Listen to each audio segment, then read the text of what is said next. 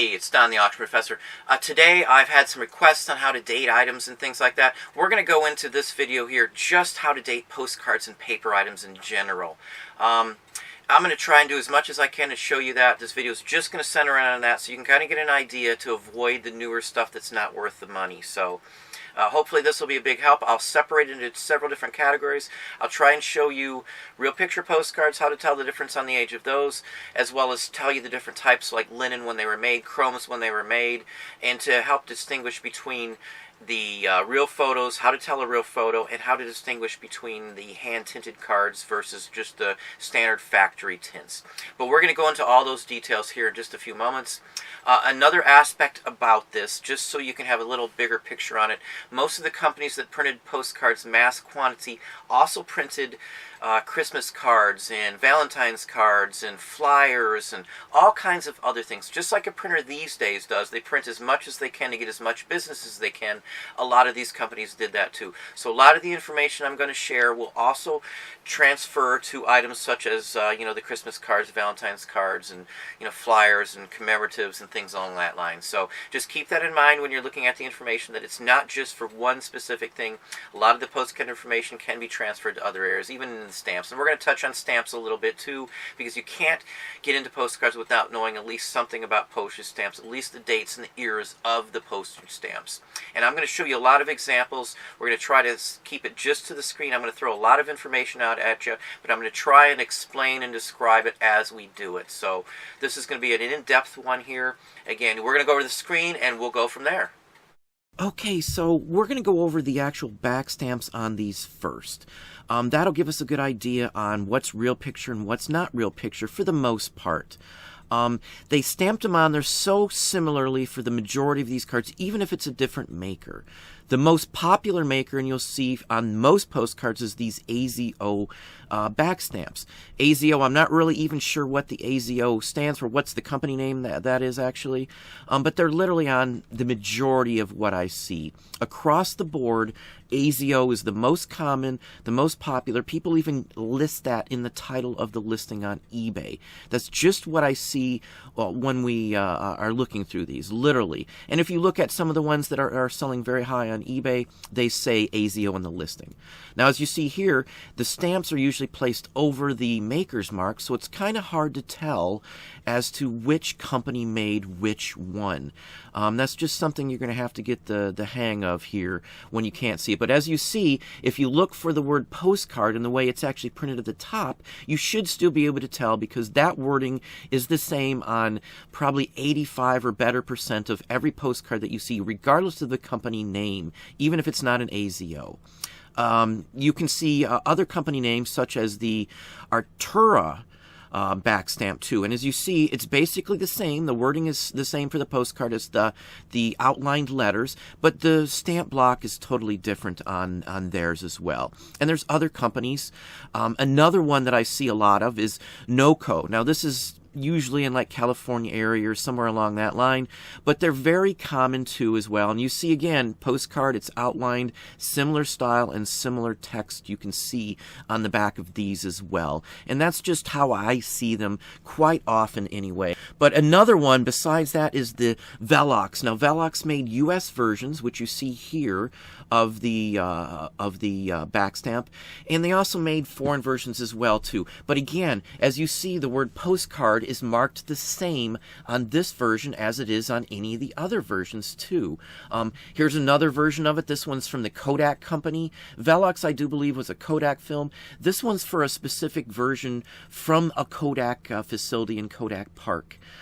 They also made foreign versions, as I said, so you will see Velox on marked Canadian cards and British cards, which look like this right here. Now, for the most part, the British or the Canadians look the same, and you will see the same marking with inland postage on them because, again, they were all part of the crown, as they are still, and they printed at the same place. Raphael Tuck could have printed some of these, or whatever the case may be, but Velox was very common.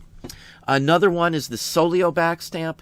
The wording on the left is just a company that probably purchased this, no big deal. But the Solio one is fairly common. I do run into these again quite often. But again, the word postcard is printed the same. Solio is just in the post stamp on the side. Another one that I see is the Mirmont back stamp. Mirmont actually was fairly popular. There's tons of those that show up too. Not as much as some of the other ones, but it's another one you need to look for. But as you see, the word postcard is the same again. That's the key to looking up these. Another one that veers slightly off are the Waco back stamps. Now, Waco, you can see, has more information. It's got a vertical line of information as well as their logo between the word post and card. Now, that logo changes through time. They've got a bigger version of it, which you can see right here. So literally, you look for that odd WA symbol there. That's what you look for. So if it's stamped, they're still easy to find, this version. And you know it's a real picture postcard when you see that as well, too. But again, there's many different varieties of these. There's even some that don't say any company name, whether they were stamped or not. Devolite Peerless is another one. Now, it looks different, but again, look at the word postcard. And this one actually says photo postcard in it. Now, there's different varieties of this, but the wording, again, it's post card. And photo in this one gives it away right off the bat. Still yet other ones are plain Belgium backs. It literally says Belgium, and these can be on U.S. cards, Canadian cards, British cards. Any kind of card can say this. I see them for small towns in even Ohio and California and across the board. A lot of these foreign ones made cards for the U.S. market because they could do them still cheaper than other people here locally. And other cards are made in England. You'll see literally made in England, made in UK. The back stamps can be found on many different cards, British, Canadian, even some of the border states here in America like Maine and Oregon and Washington State. In those areas, you'll see them. I even see some Michigan cards with similar ones on the back, believe it or not. It's usually just a very few and scattered ones. They also made newer ones like this one here. This one's a newer version, probably 40s or 50s, maybe even up into the 60s, but that's probably about the max these were made in this kind. And again, you can see these on all kinds of things, transportation, any kind. This is the backs, though, that you want to look for. These are all real photo, as I've said. Still, other ones are like the Cline back. Cline did many, many postcards. You can still see, though, that the word postcard still is printed the same way. Now, they're all not printed that way, but you can kind of get a gist once you've seen many of these backs on how they are. There's many other ones. Another one that I run across is DOPS. Now, I don't know what that stands for, but I do run into these quite often, and they're very similar. These are 1920s, maybe even back as early as 1910, and I do find these quite often, so another one to look for. And again, they look just like the rest of them had you had a stamp covering up the main part of this. I also run into Cyko ones. Now, Cyko ones, I love the name. I don't know what it is about this one, but there's several different varieties of these. There's some with vertical lines, some without vertical lines. This is circa 1910, even earlier. These might be circa 1900 through 1920s-ish, but that's usually about the max I see the dates on these. Here's another variety with the vertical line. As I said, they can come either way, with or without, but Cyko cards, again, are very, very popular. This is a very big name, almost as big as AZO. And again, as you can see, the postcard, the word postcard is printed the same way as well. Here's another one that's a little different. This is a Phelps back. These are a little different. They do say photograph in it, so this one gives you a heads up right off the bat.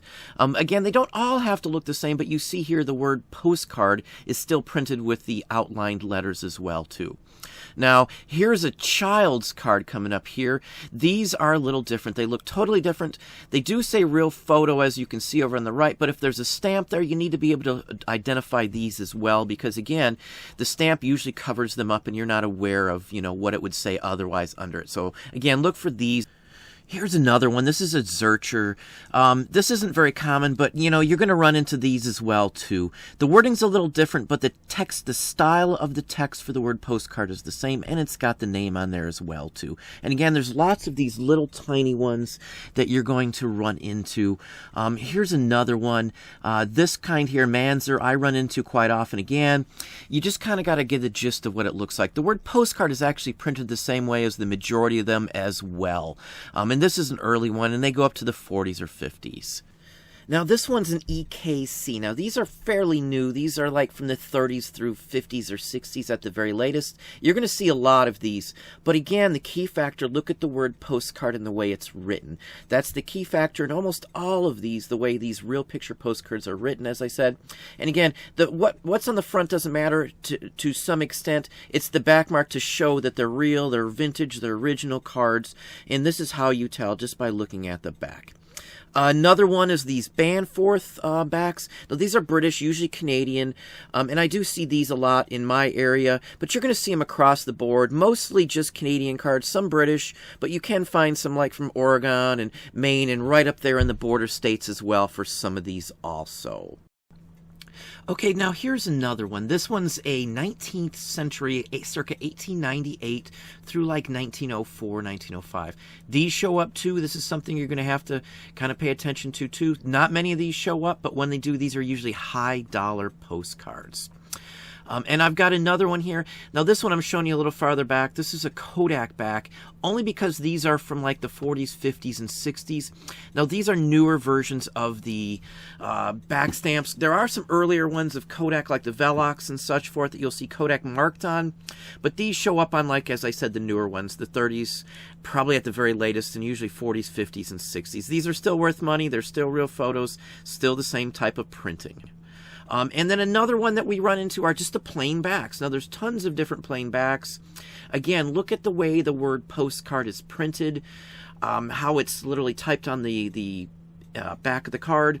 And again, it doesn't always have to be identical, but every one you see here are typical ones you would see. Again, these are all blank backs. These are what you would see on the back of just typical cards that aren't marked by any specific maker. And you can see them with or without the postage stamp square on the top. That means nothing really in the big scheme of things. Same with the vertical line that runs down between correspondence and address. That was just to divide it for you. But you can see there's many different kinds and styles of these in all different kinds of arrays. So that just gives you an idea on the blank stamps as well.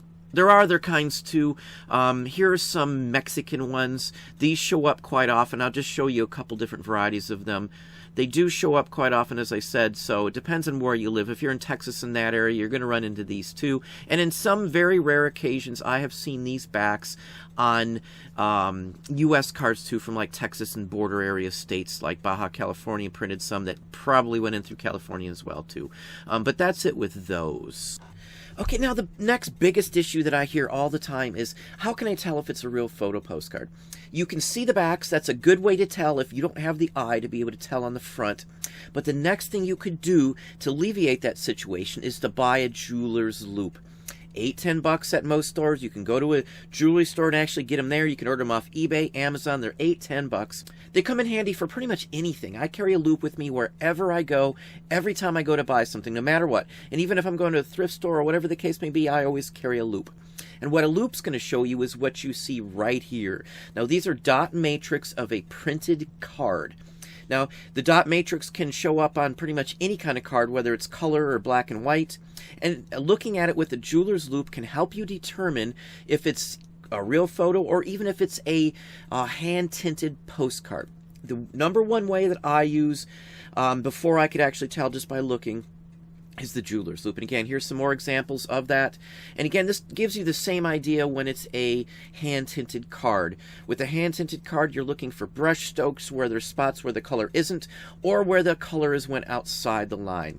But again, if it has a dot matrix like this, like any of these, it is not a real photo, and it is not hand-tinted no matter what. Okay, and now the last one we're going to cover today. As I said, I was going to go into a whole bunch of details on a whole bunch of items today on Postcard-wise, but with the time it takes to go into this and explain it, I'm splitting this up into a couple different videos. This one, as I said already, I'm just going to be covering real picture postcards and how to tell hand-tinted. Here's some examples of hand-tinted. Again, if they have a dot matrix, they are not hand-tinted. They are not real photos either. That is where the loupe comes into play. The loupe is key important to this issue. But here you see a bunch of actual hand-tinted like illustrations. So hand-tinting can come across the board in any different way, even holiday cards are hand-tinted. Here you have hand-tinted real picture postcards. Now these are easy to tell because usually it has a typical back like we've shown you earlier in this video. And those photos aren't going to be actual full-color photos unless they were hand-tinted. You will not find real picture postcards that are color unless they have been hand-colored. Anything other than that is something other and not really a post or a photo in the first place. I never buy anything that would be a full-color real photo because those are brand new and new stuff. Nothing to worry about for collecting wise. And then on from real photo, we go into just a typical regular postcard. Now these are just standardized hand-tinted postcards, and usually it was watercolor or something along that line. So you don't ever want to get any of these wet. You don't want to mess with them like that. Any postcard, really, you wouldn't want to get wet because you run the potential of, if it's a real photo, ruining the emulsion surface on the top, or it could warp or anything else, so you don't want to mess with that either. But these are just standardized postcards that have been hand-tinted as well, and as you can see, they run the gambit from city scenes to, you know, farming to anything along that line, even advertising cards you're going to see. And again, this relates to not just postcards, but into collectible trade cards and greeting cards and Christmas cards and Valentine's cards. All of these can also be hand-tinted, colored, or be real photos, be printed by any of the same companies you've already seen as well, too. So any of these are fair game. And the Loope, as I said again, you need to get yourself a Loope. That is the best way to tell. And with some of these hand-tinted cards too, again, what you're looking for is when they've painted outside the line. Like here's a couple examples here where it doesn't follow the line of a tree or something along that line. It has the look of watercolor is usually what sets them off right off the bat. It's kind of softer in pastels. These would have been done still in a factory for the most part. You'd have a bunch of kids or some young adults painting these in long, long lines of tables. You know, one after another. They'll just paint cards all day long. And that's why these are more expensive, because it takes more time to do them. The typical card was 1 cent at the time, as I've said in the past in other videos. A hand-tinted card might have been 2 or 3 cents to purchase. Like the stores that sold them too, they're only going to buy so many of the hand-tinted ones, so they're more expensive. Why would you want to sell a 2 or 3 cent postcard when you could get away with selling the 1 cent postcards? It's cheaper for the person actually selling them to buy them back in the day. So that is what we have here. That is what you look for. You look for the dot matrix over anything else for these cards. That gives you a real good idea on what to look for and how to tell the difference, I think. That should be a big help to you. Again, study these images if you can. Look at them. Get yourself a Loope and look at real picture postcards up close and look at a standardized card, and you're going to see that dot matrix instantly. That is the one thing that will show you off on anything. If you wonder if anything's a real photo, look at it with a Loope. Usually the paper on a real photo, too, is shiny and glossy, but on the early postcards, that will not be the case. So that's what I have for you today. Again, this is part 1. I will try to throw together part 2 for next week and then part 3 for the next week, because it's going to take, I think, 3 of these.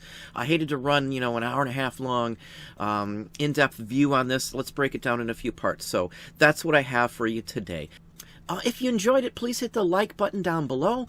If you'd like to be notified when I have new videos up, just hit that bell icon up there on the right, and that's going to tell you when we have new videos or go live. Subscribe and tell a friend.